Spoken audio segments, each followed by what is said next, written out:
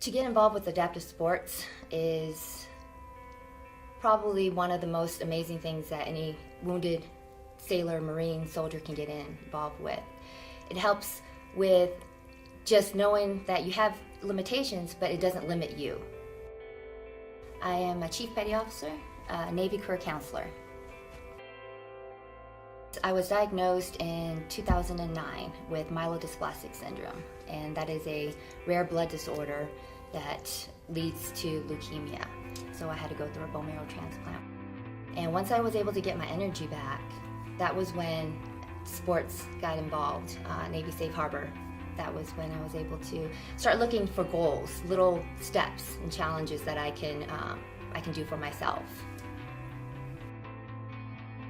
Before I was ill, before I was diagnosed with my disease, I always defined wounded warrior as someone who was in combat and wounded. And when I was diagnosed with the disease and I was categorized as wounded warrior, it put a different perspective. It definitely opened up my definition. My teammates in Ting Navy are very impressive. They inspire me, they encourage me, and it just pushes you further. Further than you thought you were able to. This is my first time competing in any kind of serious track or cycling, anything, any sports.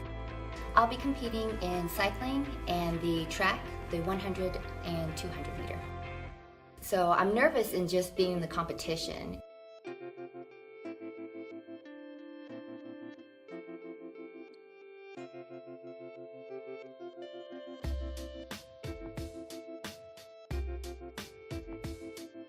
There were 1.5 more hills left, and the girl that was right behind me stood up and just booked it. All the 3 girls that were behind me followed her, and I was smoked at that point. I was done.